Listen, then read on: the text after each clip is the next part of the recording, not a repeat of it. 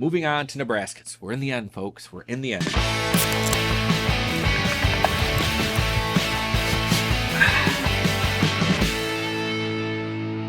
A Nebraska distillery can serve cocktails in its tasting room, but it can only use the spirits it produces in the drinks it makes. This isn't an uncommon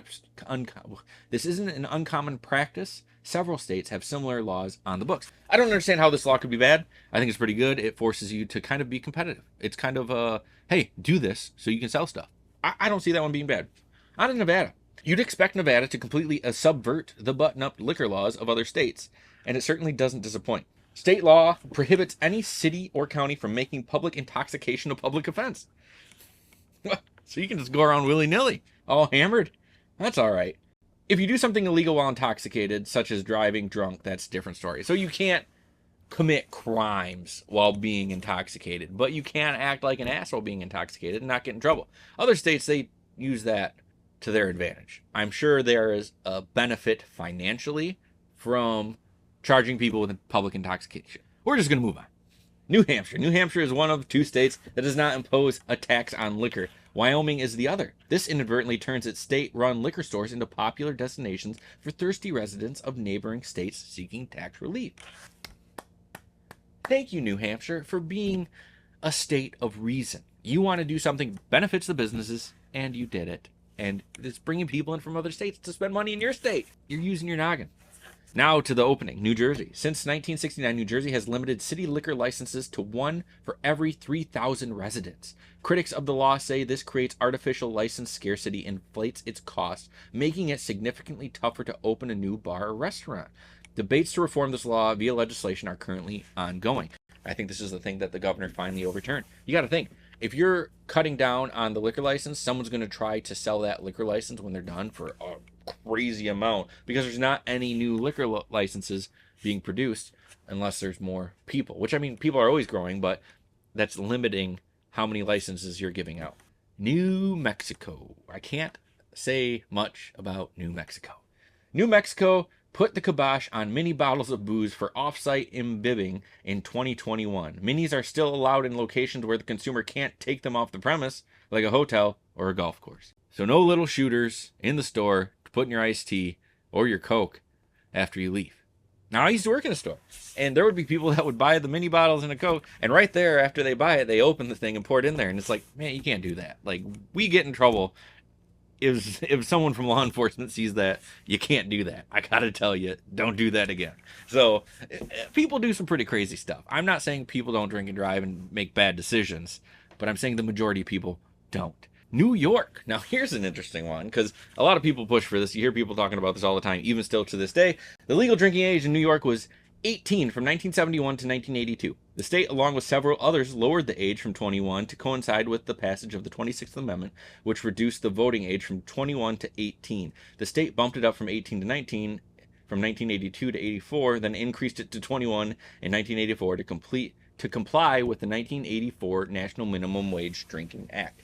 Now, this isn't the voting thing isn't the normal argument. It's, hey, if I can serve my country in the armed forces, why can't I drink? North Carolina. There we go. North Carolina banned liquor cocktail sales from 1908 until 1978. If a guest wanted a mixed drink before the moratorium's repeal, they had to bring their own bottles. Keep them hidden in brown bags. This is where the term brown bagging came from. North Carolina, home of Petey Pablo, home of brown bagging. Shout out to North Carolina. Without that stupid law, we would never have that term. And I gotta respect you for it. Nothing wrong with brown bagging 40s and Mickeys, kicking in windshields, and handing out free headbutts. Nothing wrong with it. On to North Dakota, home of one of my favorite breweries, Drecker Brewing Company, Fargo, North Dakota. North Dakota does and does not allow moonshiners. According to the state law, residents can legally make their own alcohol for personal use. They just can't exceed the federal allowance in their production. The federal allowance currently sits at 0 gallons. So this is kind of like certain states' marijuana laws. You can make your own, you just can't make over a certain amount, because then you're probably going to sell it, and you're going to hurt these big booming companies that are selling their weed in stores. Moving on to Ohio. Now, a lot of good breweries are popping up in Ohio. I'm not going to knock it. Not going to knock it at all, especially when you get farther south in Ohio towards Kentucky. Cincinnati area. I know Cleveland, they got some good stuff going on too. Columbus, yes, I'm for all of it. Under Ohio law, it's permissible for parents to order alcohol beverages for their underage children at a bar or restaurant. The parent must stay with the child for the duration of the drink's consumption. While this is legal activity, most restaurants use their own discretion and prohibit the practice altogether. Now, this is wild. A lot of things they don't want allowed in Ohio, but hey, serving your underage child at the bar as long as you sit with them, now that's crazy. Now, if they allowed that in Hawaii, I'd take my kid with me. I'd order them a beer, but they wouldn't drink it. I'd be drinking it. Just saying. Oklahoma, where the wind comes blowing down the plains.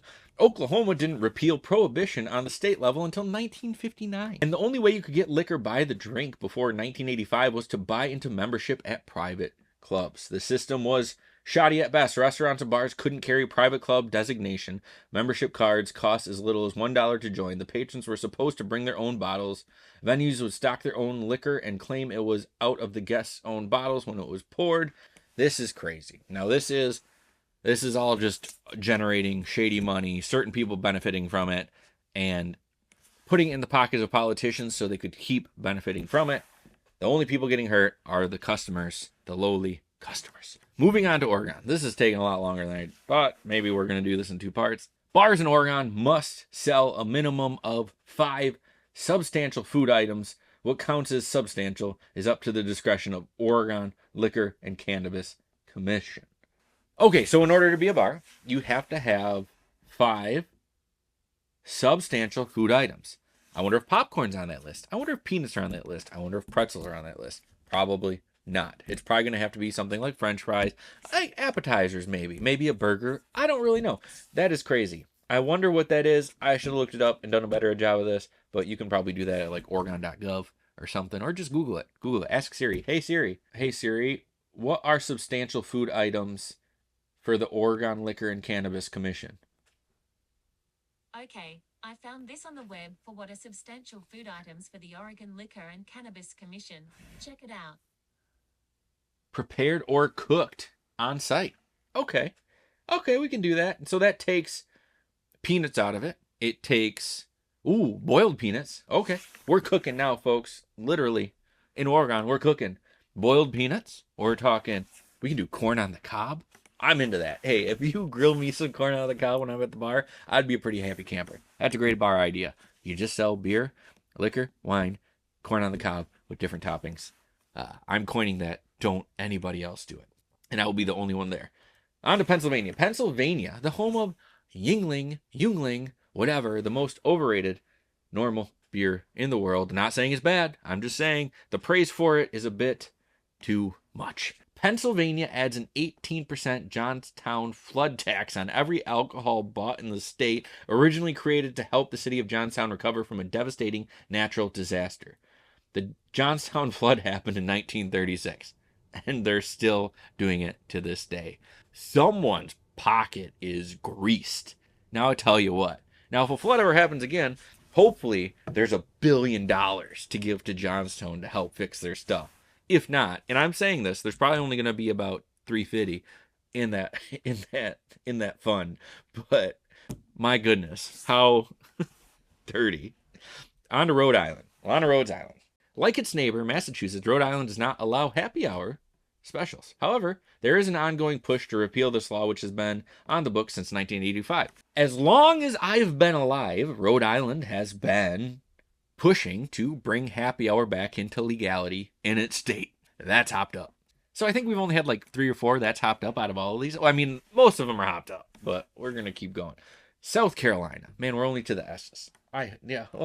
We're getting there, folks. This is a long one for me. South Carolina's bars and restaurants were prohibited from selling their own liquor prior to 1973, forcing customers to bring in their own booze.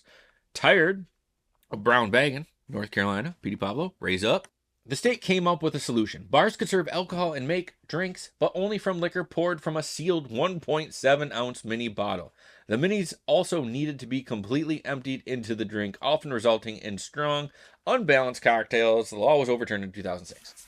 And who's going to complain about too much liquor in their mixed drink? Honestly, Amateurs. People that just want to drink lemonade. South Dakota. Opposite of North. That's stupid. I'm stupid. Not funny. Donating alcohol is prohibited in South Dakota, even for charity events. If a charity plans on serving alcohol at a function, it must obtain a special license. According to a state law, this license puts the charity under the state's 3-tier system, meaning it can only purchase alcohol from a wholesaler and not from a retail market. Whoa, that sounds a lot like Michigan. We have a 3-tier system to where you have to buy your beer as a restaurant owner, as a store owner, you have to buy beer from the distributor.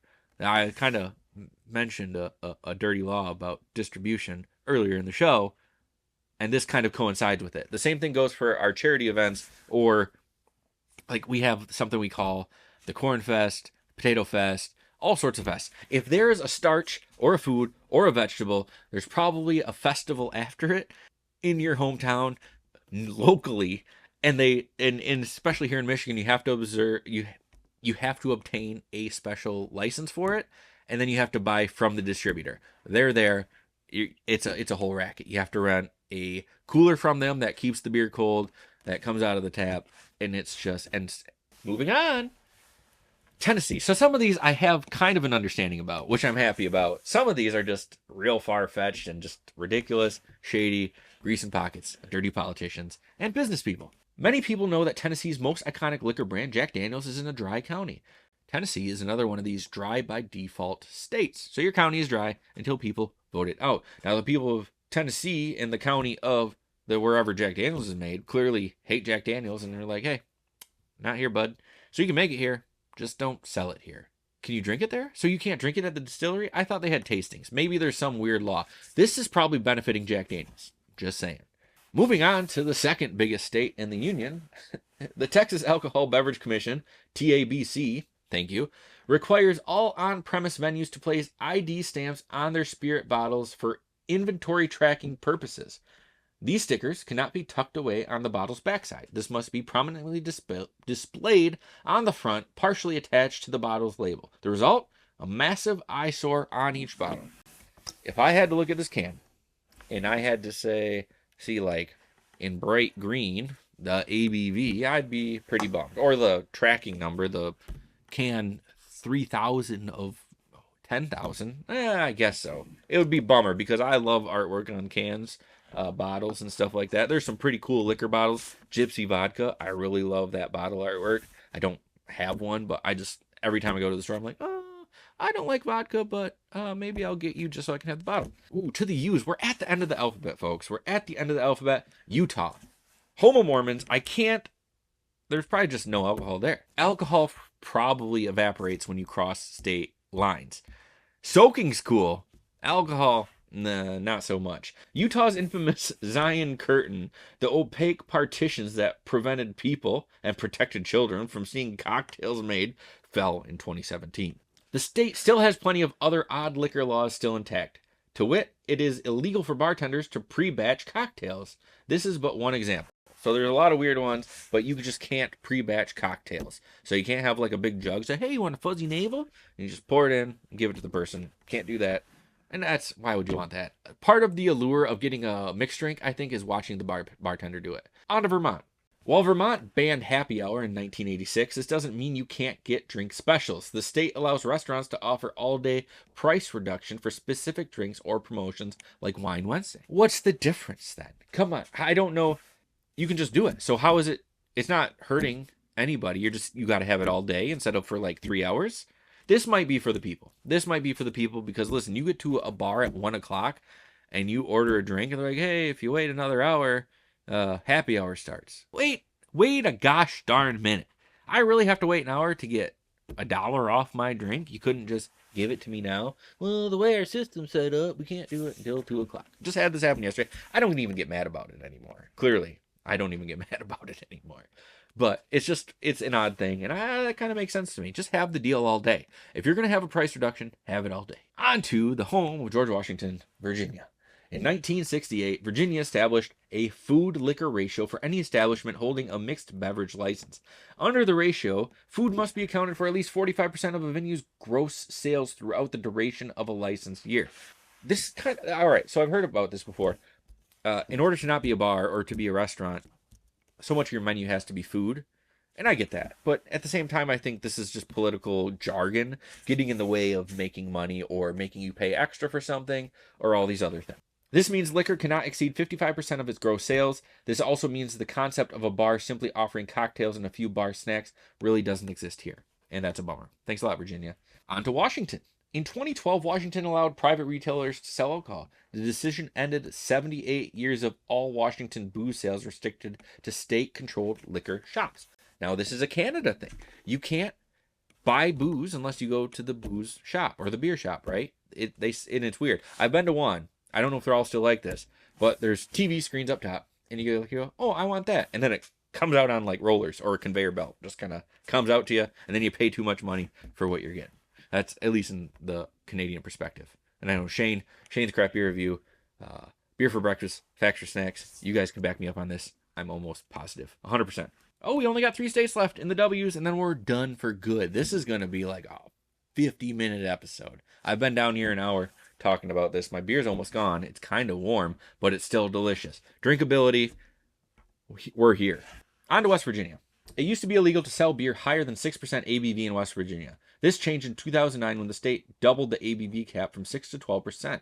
In 2019, it raised it even further, capping it at 15%. That's big news. There's not too many beers over 15%. There really isn't. You're getting the specialty beers, and you're not going to see a lot of it. Go out of state if you want to buy something over 15%. I can't imagine there's a lot of beers that I have in this basement that are over 15%. Dang. Oh, my no rules behind me. Parent Brewing Company no rules, 15%. So maybe it's kind of like a generalized thing where breweries don't really do that. I've seen 16, 17, but yeah. Moving on to Wisconsin. Now, the cheese curd industry really has a chokehold on all things beer, liquor, food, anything related to putting something in your mouth. The cheese curd industry really puts a chokehold on it. They don't want you putting anything in your mouth except cheese curds, and it's quite frightening. Here we go. Thank Wisconsin for the 21st Amendment. In 1927, the state legislature approved a measure legalizing beer in the state, which was only vetoed by the governor because it was unconstitutional. 2 years later, Wisconsin repealed its state-level prohibition laws. Finally, in 1932, ex-Wisconsin governor turned U.S. Senator John James Blaine brought the initial draft of the 21st Amendment before Congress. You'd expect nothing less from a state notorious for its drinking culture. Yeah, Eau Claire, Wisconsin. They have a couple breweries that I'm really into. Untappd Lart's one of them. I can't think of the other one, but they're there, and I really enjoy them. If I could see it, I would know, but on to the final. Thank you for sticking around if you stuck around. I can't imagine more than 3 of you did. In 2021, Wyoming doubled the number of satellite tasting rooms a distillery could operate, raising the number from 1 to 2. The new law passed only after a provision that would have also ensured in-state direct-to-consumer shipping from distilleries was removed. Again, here's that 3-tier distribution system that just seems to have a chokehold on a lot of states and a lot of growth for these businesses alone. Again, check out vinepair.com. They have a lot of cool articles regarding alcohol and stuff like that. That's going to do it for this episode of Half-Assed Beer Review. Thank you all for joining me on another episode of That's Hopped Up. Before you go, please check out my friends Banter and Babble for the best pop culture wrap-up around every Wednesday nights, 9 o'clock on Twitch, and my friend Drastin the Dungeon Master every Monday on Twitch at 7 Dungeons for the best Dungeons and Dragons around. You're not going to be disappointed. And always remember to please keep your fridges full and have a great night.